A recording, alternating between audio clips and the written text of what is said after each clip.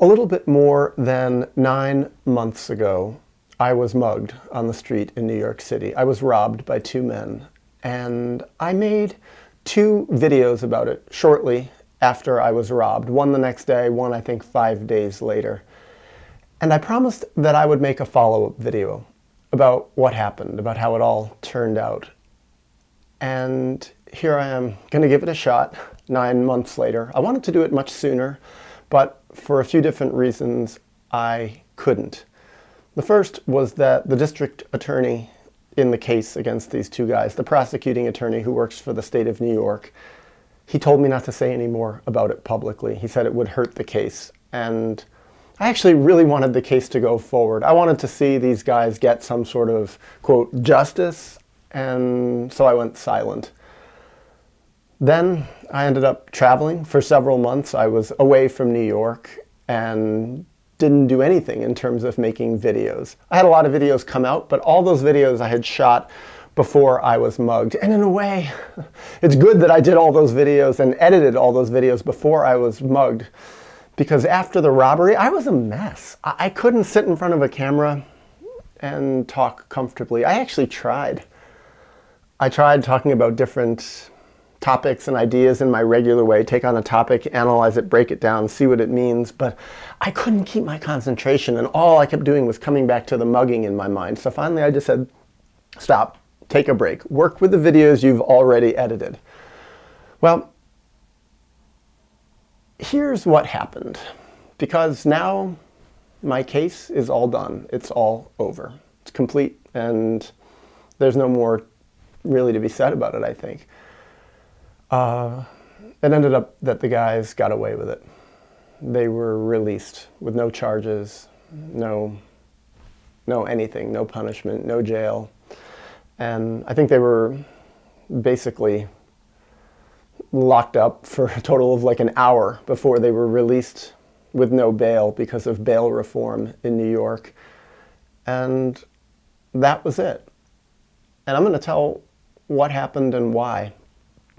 Well, I was robbed in early March, and I went and I talked about a lot of this, I believe. I haven't seen those videos since I made them, but I went to the police station, I went through photo lineups. I picked one of the guys out, the police told me that. The other guy, I didn't get him because he looked, well, very different from all the people in the pictures. But afterward, they assigned me a district attorney, and I talked on the phone, well, over the next, 4 months after the mugging, I talked with that district attorney many times on the phone. And I didn't really like him, to be honest, even though he was technically on my side and fighting for me. I didn't really feel like he was fighting for me at all. I didn't actually feel like he was doing anything most of the time. Most of the time he was just telling me, okay, I'll get back to you in a week. And then I wouldn't hear from him for a month, and I'd leave multiple messages and email him a lot and not hear anything. And basically my life was on hold waiting for him to do something. And then, oh, I'm so sorry, I'm so sorry. He was always sort of trying to appease me. Oh, COVID is holding things up. He had family emergency this time and that. And he would say things, don't worry, we're going to get those guys. They're blah, blah, blah. And he said a lot of things, tough talking, but it just kept dragging on and dragging on. And I wanted to go traveling. Actually, I wanted to get out of New York because I was shaken up. I really, in a way, just didn't like being here, even though I kind of wasn't so overtly traumatized as I was in the first few weeks, because I was shaken up the first few weeks. It was like, it wasn't pleasant. I didn't like going outside very much. I certainly didn't like going outside after dark. I felt uncomfortable when there were other people behind me on the street. Anybody behind me on the street. It just made me uncomfortable. I didn't like people jogging up behind me. I was looking over my shoulder constantly, but at the same time, I didn't want to look over my shoulder because I was afraid it would give away how anxious I was. And I was anxious. And yes, that did go down. My bad dreams did go down, but I just felt kind of like I wanted to get away and do something else. So I really was excited about planning to go away. I was going to go to Eastern Europe and the former Soviet Union, and all I was waiting for was the district attorney to give me a date when I would go in front of the grand jury and they would decide, they would listen to what I had to say, listen to my story about what happened in my robbery, and they would decide if they were going to charge these guys. Well, what happened is finally he did set a date, and it came when I did the ultimatum. Listen, I am going to leave the country. I'm buying a ticket. And finally, actually, I bought a ticket to go to Bulgaria. And he said, okay, I'll meet with you, and we'll have, we're going to have the grand jury. They were going to have the grand jury, I believe it was the day before I left in early July. Well, I met with him, and I went down to the courthouse in Lower Manhattan, and we had a conversation, okay, and he's going to tell me we're going to get these guys, et cetera, et cetera, et cetera. And in the course of the conversation, he was asking me again about what had happened when I was robbed. He wanted to hear the story from me face to face. And I told him the story. I said, but when I go and tell the grand jury tomorrow or the next day or whenever it was, I said, I want to just review my journal because I wrote about what happened in my journal so I can be very clear about what happened. And then he suddenly changed. He looked at me, he said, you wrote about this in your journal? I said, yeah, I wrote about it in my journal. I wrote down a lot about what happened just to help me heal from it and to help me clear my head and to help me remember what happened. He said, oh, I need to get your journal. You have to send me your journal. Email it to me. And I said, I don't want to email you my journal. That's extremely personal. I said, I have all sorts of things in that journal that I don't want anybody to see. This is for me, written for me. He said, no, you have to give it to me. He said, don't worry, I'll black out anything that we don't want other people to see, but I have to share this with the defense attorney because legally the defense attorney has a right to read anything that you have written down. This is considered testimony. I said, wait a second. So these two guys who robbed me, presumably they caught the right guys. I said, their defense attorney is going to get to read my journal? And he said, yeah. And I said, well, what about these guys? Can they read it too? He said, yeah, they can read it. I said, no way. I said, I'm not giving my journal to two guys who robbed me. They already robbed me. They mugged me. They invaded my body. They touched me. They took my stuff. And now I'm going to give them my journal? They are absolutely the last people I'm going to give my journal to. I don't even want to give it to you. I said, I don't want to give it to anyone. I wouldn't even let my best friend read my journal. It's like, this is totally personal, private stuff. He said, listen, he said, I understand how you feel, but you have to give it to me. Just give me just like 2 weeks or whatever it is when you really wrote most about whatever happened. Give me what you wrote about. And I said, okay, but you will black out a lot, right? And I'll have some say in it. He goes, yes, we can decide together what we black out. So I went home and I sent him my journal. I emailed him a couple of weeks of my journal where I wrote about what happened and my reactions to it, my bad dreams about it. And I put highlights over the parts, like, you know, certain things, people's names, my history, things that I don't want this to be public testimony with anybody, people who are fighting for me or against me. Well, the district attorney said, well, you actually blacked out too much for starters. He says, we have to release some of it. He said, we don't want to be blacking out that much. I said, wait a second, I sent it to you with the agreement that we would be blacking out a lot. He said, well, you blacked out too much. I have to release some of this. He said, also, some of the things you wrote about don't put you in the best light from the perspective of the defense, especially some of the dreams that you had. And then he proceeded to analyze my dreams. And I was having post-traumatic dreams, straight up. And I wrote my feelings down around those dreams, and I was angry and I was hurt. And in some of my dreams, I even fought back. And some of my dreams, it was like I was in terror. But he analyzed my dreams in a way that was like, he said, yeah, this is what the defense is going to do. They're going to paint you to be this type of person. And I said, but those are post-traumatic dreams. That has nothing to do with me in the bigger picture. He says, well, and I don't want to get into exactly what I wrote down, but suffice to say, I felt horrible that my dreams were being analyzed by a prosecuting attorney and that a defense attorney could get up on the stand and rip into me about dreams that I had. So the prosecutor said, well, don't worry. We'll be able to defend, but what you have to do is now you have to send me your journal from before you were mugged, from a period of time before you were mugged, so we can look at your dreams before you were mugged and see that, you weren't saying some of the things that you said in your dreams afterwards, so we can have a sort of a comparison study. I said, now I have to send you my journal from before the mugging? He says, yeah. And I said, wait. I don't know if I want to do this. He said, you have to. Come on, this is what we need. This is what's required. Well, I went home.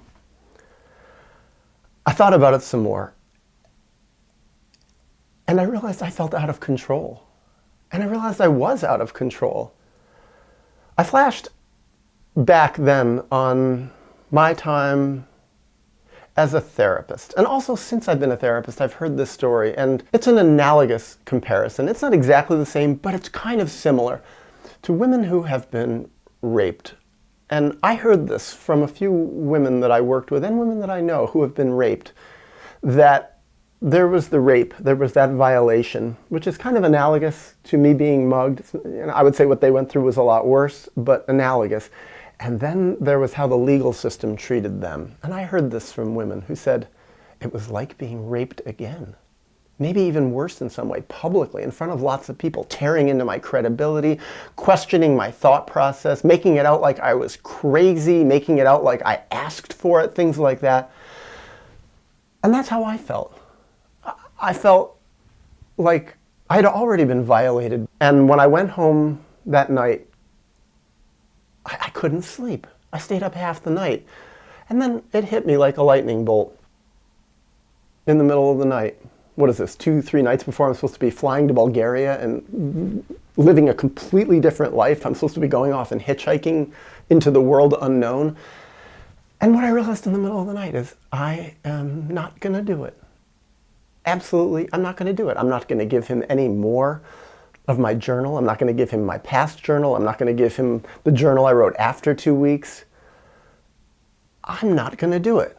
And he also started hinting, by the way, in the conversation that he could get access to my emails. He had the right to get everything. And I was just like, I'm not doing it. I don't want to go in front of the grand jury. And that started me on a course of thinking that, first of all, I realized the guys were going to get away with it, because if I'm not going to testify, there really is no case. I'd heard that the whole way.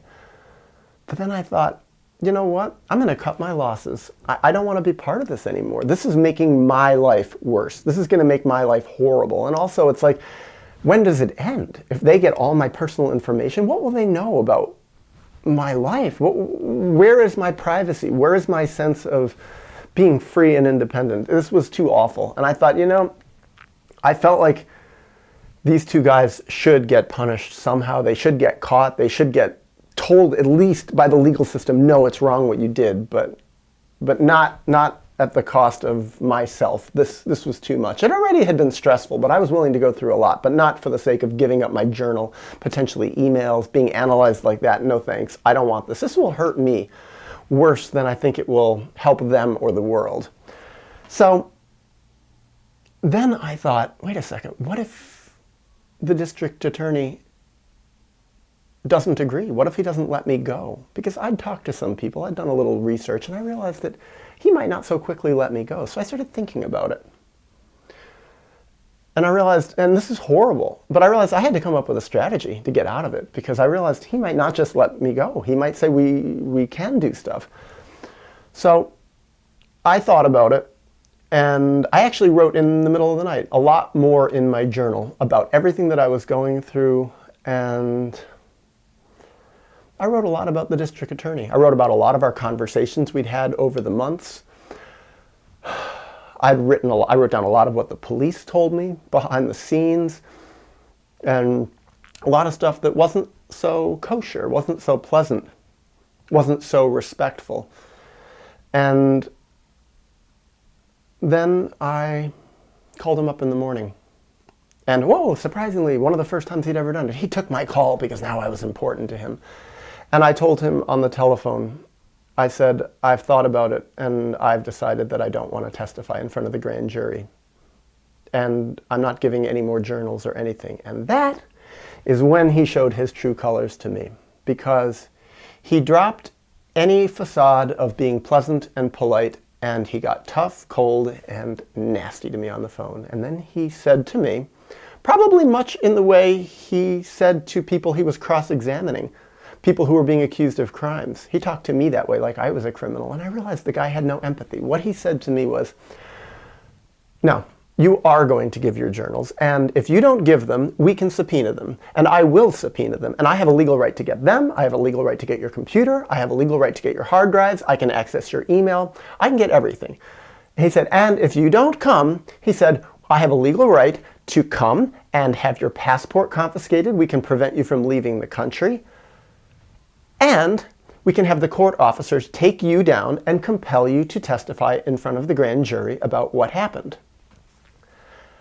I had been anticipating this. I hadn't realized it was going to be that extreme. I didn't realize he was going to be that cold, but he was unwavering. And I'm actually very grateful that I had a strategy planned, because I told him, I said, I understand what you're saying, and I understand that you can compel me to come, and I will come if you compel me. You don't need to bring court officers to drag me down there. I'll come if you say I must. But I need to let you know that I've been writing down, and I have written down everything you've told me in every conversation. And you've said quite a few things that, well, I don't consider to be very respectful. You've lost my trust in a lot of different ways. You've made me lose trust in the legal system. And I wrote down things the police officer said that I considered to be very disrespectful against people in general, about criminals in general, about these guys that they arrested. And frankly, if I get up to testify, I'm going to say all of this. And I'm going to say that please do not charge these guys, because I don't trust the police. I don't trust the district attorney. I don't trust the whole process. I feel you took advantage of me in a traumatized state. I feel the police took advantage of me in a traumatized state. And I don't want to be part of this anymore. And please, please, please do not charge these guys. Let them go. Even though, yes, somebody mugged me, I no longer am confident even of who they are. And I told that to him. So I said, I'm not going to give testimony that's going to help you or the case or anything. And also, I really want to make it clear that you said things to me that I wrote in my journal, which should be testimony, and I actually would like to give that part of my journal that tells about who you really are behind the scenes. And I feel like this should be known. And I feel like any grand jury should know this, and I feel that the defense attorney should know this, and I feel it's important to know that you're not who you presented yourself to be. Well, he suddenly was like, yes, okay, I see. And he backed way off, and he stopped being such a tough guy. And then he said, well, yes, okay, I understand your position. I think I'm going to need to talk to my supervisor, blah, blah, blah. Just hold for a moment. If you wait, I'll call you back in a few minutes. Well, I've heard him say how many times he's going to call me back, and I had to wait forever. Well, suddenly it was on a different time schedule, because I got off the phone, and he called me back, I think 5 to 10 minutes later. He said, yes, I was able to talk about it with my supervisor, and we've decided it's best that you not come and testify, and that we drop this case. And yes, you realize these guys are going to go free, but, considering the circumstances, blah, blah, blah, blah, blah. He was like a dog with a tail between his legs. And that was it. He told me they're going to drop the case. I've since checked the court records. They did drop the case against these two guys. And that's it. Never heard from him again. And it's all done. And in a way, overall, I feel incredibly relieved, because I thought, I don't have to get violated again. Perhaps worse, by these strangers who are being paid to do it with their big fancy jobs in public, in public testimony. And then there's the whole side about the guys walking free. Now, I don't feel good about that. At least, well, I would say probably about 80% of me doesn't feel good about it. 20% of me is like, so be it. That's life. Everything moves on. But then there's the 80% of me that's like, those guys got off scot-free. They robbed all that money from me and my phone. They made hell out of my life. They stressed me out. They traumatized me. They made me scared. Scared to live in my own neighborhood. I will say this. My travels abroad for 5 months were wonderful. I felt safe. I was hitchhiking all over.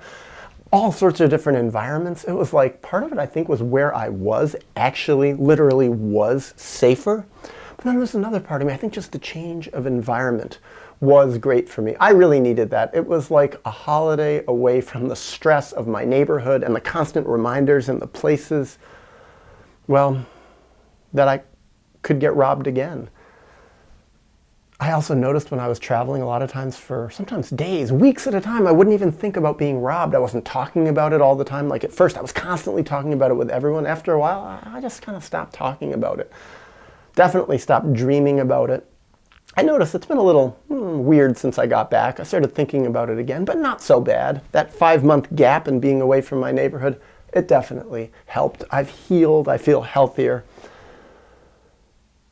But then I think about those guys. What message did this whole experience send them? I think at some level, maybe they learned that, wow, we can get away with it. We can do this again. And I don't feel good about that. But then there's another part of me that thinks, at least at the end of them robbing me, I did tell them, it's not okay what you did. Don't do this again. You scared me. And they looked down. They were ashamed of themselves. At least one of the guys was ashamed of himself. But then they also did live with several months, 4 months basically, of thinking that they're going to go to jail. This was hanging over their head. They never knew what was going on behind the scenes, that I'm a massive journal writer, and that it actually came back in a way to screw me. I kind of screwed myself. My healing process, by being so open on the paper, hurt me. I certainly have to think about that for journaling in the future, and I've been so public saying journaling is wonderful. Well, maybe if you're going to journal on a computer, think twice, because they have access to it. They can grab it. They can make it public testimony. It's not a pleasant thought to think about that. It's very disheartening to me. However, when I think about these two guys and what's going to happen to them, I think the consolation, I feel the consolation that I get is that there is such a thing as karma. This I believe in. This I have observed. And that thing that they did to me, that robbery that they did against me, they did that to me, but they also poisoned their own souls by doing that. You can't do something like that and feel good about yourself afterward. You can't love yourself afterward. You hate yourself when you do stuff like that. And I speak for myself, of my own life experience when I was younger, mostly when I was a kid, a teenager, and I was so traumatized and so wounded in my family of origin, probably somewhat similar to these two guys who robbed me. I have a feeling they had it a lot worse than I did, but somewhat similar. And that as the result of me being so traumatized, I acted out. I harmed others. I harmed myself. I harmed the world. I was someone who replicated what had been done to me in an attempt to make sense of it, unconsciously, as a way to act out my anger, as a way to act out my sadness and rage and powerlessness and frustration. And all of that acting out I did, the harm that I caused other people, thankfully nothing remotely as bad as robbing people and traumatizing someone like that. But I did things that were not good, and I know that, and I've faced it. And what I realized is all of those things that I did, each bad thing I did, each replication of the trauma that had been done to me, mostly in my family of origin, each of these replications poisoned me, made me like myself less, made me respect myself less, made it harder for me to hold my chin up high and feel good about myself. I wasn't proud of myself. It lowered my self-esteem. It poisoned me. That was karma. That's the law of karma. That's how life works. And until I faced it, until I started healing it, until I started grieving what had been done to me that caused me to do that, until I analyzed it and made sense of this, until I did a massive amount of grieving, and as the result of that grieving, stopped acting out these traumas, stopped harming other people, stopped harming myself. I mean, I'm not 100% healed, but a big percentage of my harmed inner self has transformed into someone who's not harmed anymore, and as a result isn't harming others. My self-esteem came back. It took a long time to build it, to rebuild it, to grow, to become a person who loved myself. And increasingly, every day, every month, every year, every decade, I love myself more. But in a strange way, this is the consolation for me with these two guys. The legal system let them get away with it. The legal system failed me. These rules that the defense has a right to my journal, that's a failure of me.